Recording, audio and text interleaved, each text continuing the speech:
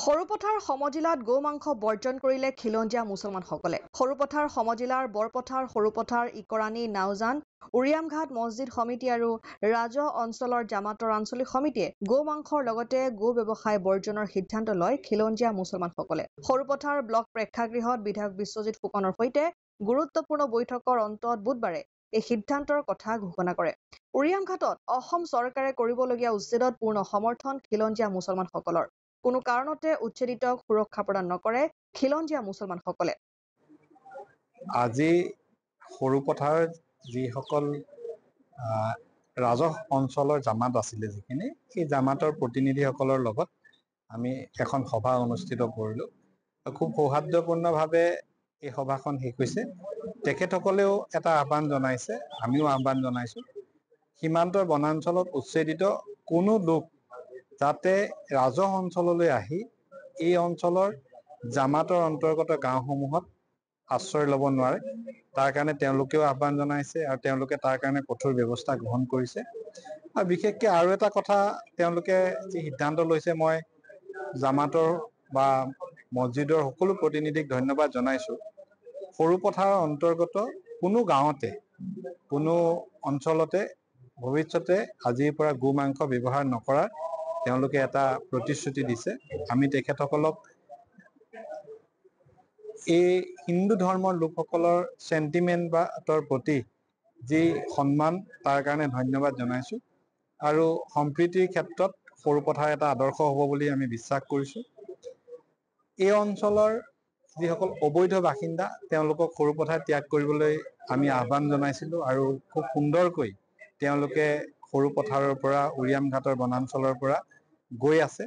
গতিকে আমি আশা কৰিম যে উচ্ছেদ গোটেই প্ৰক্ৰিয়াটো আমি চৰকাৰ যোৱাৰ আগতেই তেওঁলোক গুচি গ'লে বিশেষ কোনো ধৰণৰ সমস্যা নোহোৱাকৈ সুন্দৰকৈ হৈ যাব।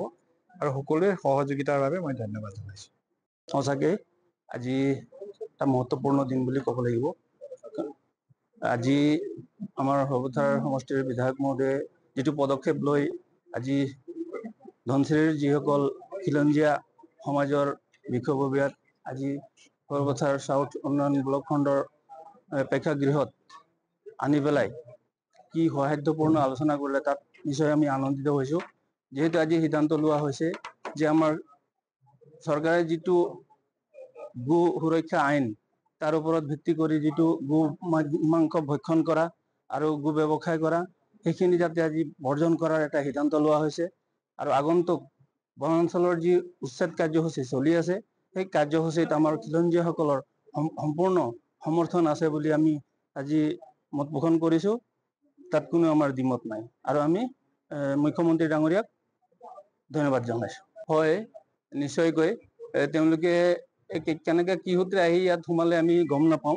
তেখেতসকলে নিশ্চয় ইয়াত কৃষি কৰ্ম কৰিবৰ কাৰণে আহিছিলে চাগে, আৰু তেখেতসকলৰ নিজস্ব গৃহ বা নিজস্ব ভূমি নিশ্চয় আছে।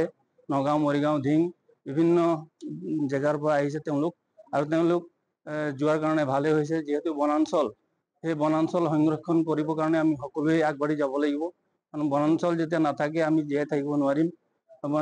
আমাৰ গছ বননি লাগিবই।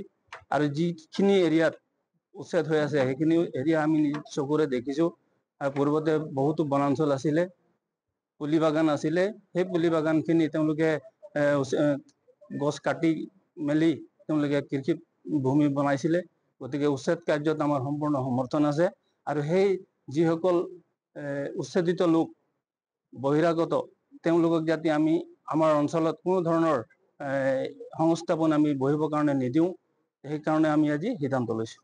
আমাৰ ধনশিৰি ভিত্তিত উৰিয়ামঘাট, ইকৰাণী, নাওজান, সৰুপথাৰ, বৰপথাৰ বিভিন্ন অঞ্চলত আমাৰ সৰুপথাৰ সমজিলাৰ অন্তৰ্গত যিখিনি আঞ্চলিক সমিতি আছে, সমূহ আঞ্চলিক সমিতিৰ বিষয়ববীয়া আজি উপস্থিত আছে। মছজিদ সমিতিৰ সমূহ বিষয়ববীয়া আজি উপস্থিত আছে।